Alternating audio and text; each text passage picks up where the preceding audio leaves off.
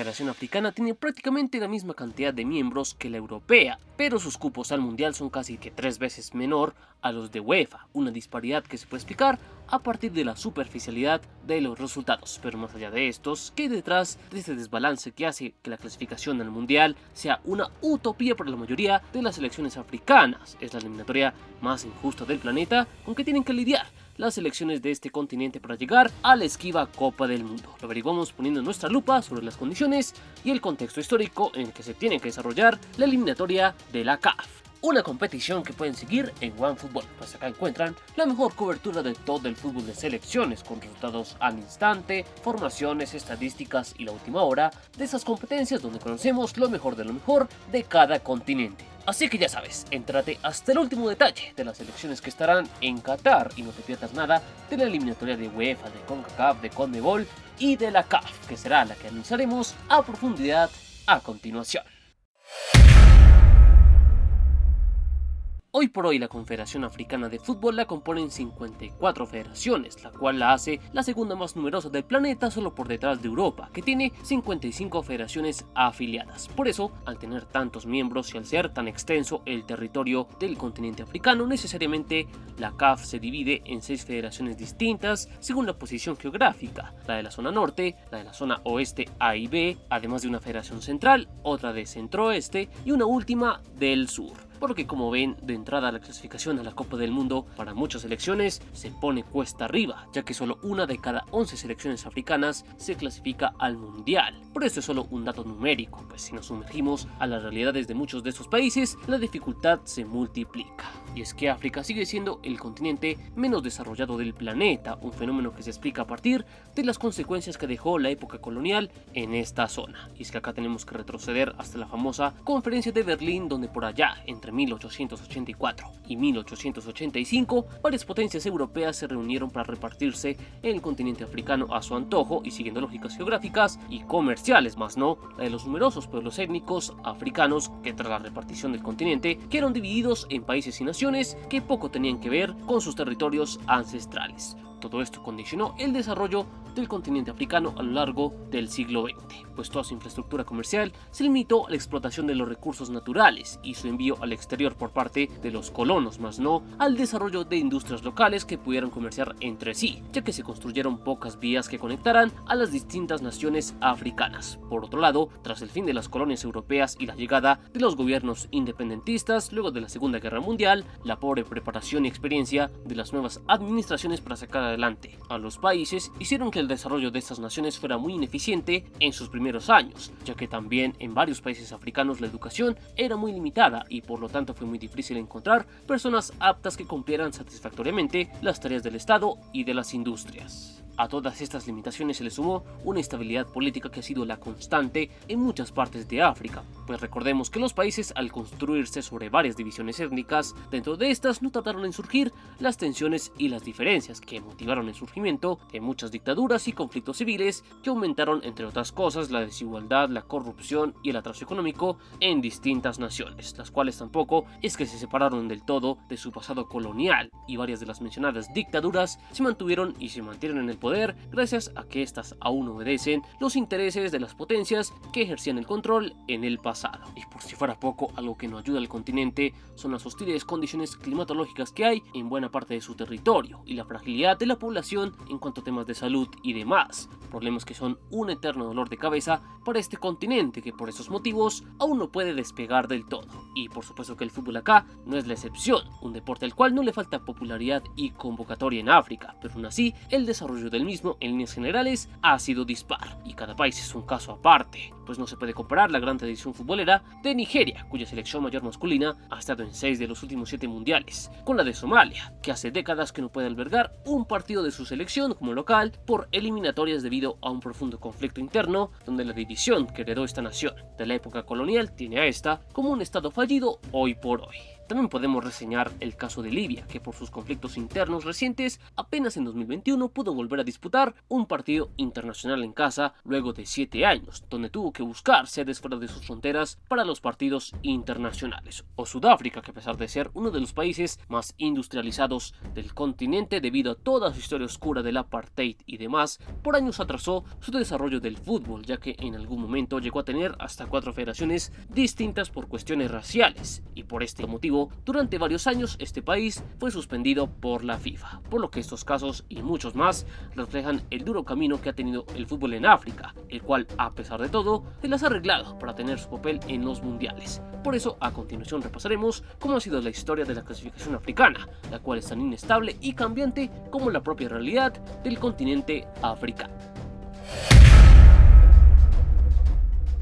La Confederación Africana vio la luz en 1957, luego de una serie de conversaciones que tuvieron los representantes de las federaciones de Egipto, Sudán, Etiopía y Sudáfrica, las cuales surgieron en el Consejo de FIFA de Lisboa en 1956 y desembocaron en la creación de la CAF un año después en Jartum, Sudán. Sin embargo, a pesar de que África no formalizó su confederación hasta bien entrada la década de los 50, varios años atrás, ya había tenido su primer representante en los mundiales, el cual fue Egipto, que para la Copa del Mundo de Italia 1934 derrotó en una eliminatoria mano a mano al mandato británico de Palestina en ese momento, de manera que los faraones fueron los primeros y los únicos representantes de África en los mundiales en mucho tiempo. Pues para las ediciones de 1938, 1950 y 1954 no hubo países africanos en las eliminatorias, los cuales volverían recién en el proceso mundialista de Suecia 1958. Sin embargo, allí las naciones africanas siguieron disputando duelos mano a mano entre ellos y frente a selecciones de otros continentes como Asia y Europa. Sin embargo, tanto para el Mundial del 58 y del 62, las selecciones africanas no tuvieron mayor suerte y cayeron en sus respectivas llaves. Para Inglaterra 1966, con la CAF ya consolidada y con numerosas selecciones afiliadas, los países africanos en forma de protesta se retiraron de forma unánime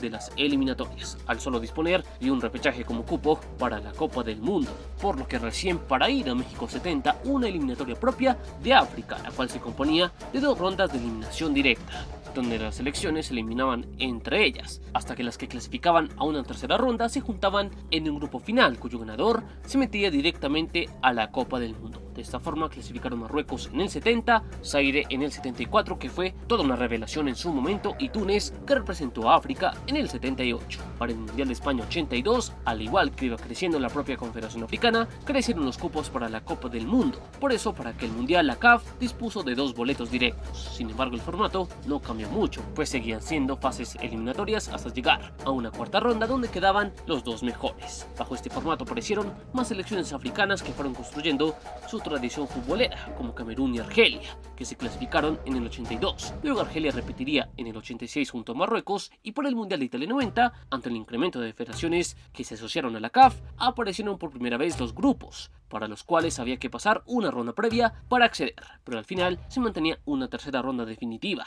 donde los 4 mejores se eliminaban en 2 llaves para dejar a los 2 clasificados. De esta forma llegó el regreso de Egipto tras 56 años a la Copa del Mundo, y el recordado Camerún de los Leones Indomables, que fue una de las sensaciones en la cita orbital de Italia. Este tipo de resultados, más el incremento de federaciones asociadas, le permitieron a la Confederación tener un cupo más para la siguiente Copa del Mundo, por lo que para el proceso rumbo a Estados Unidos 94, África tuvo 3 boletos directos, y esto motivó un cambio en el formato de la eliminatoria, donde ahora hubo 2 rondas de grupos que al final dejaban a los 3 clasificados, y en aquella oportunidad fueron Nigeria, que llegó para quedarse en las Copas del Mundo, y los viejos conocidos Camerún y Marruecos. A partir de 1998, ante el crecimiento de participantes del Mundial a 32 selecciones, los cupos para África naturalmente se incrementaron, esta vez a 5, que son los que tiene la CAF hoy por hoy, por lo que a partir de acá la eliminatoria adaptó un formato compuesto por una ronda previa de donde salen los clasificados a la fase de grupos, cuyos vencedores serían los clasificados al Mundial.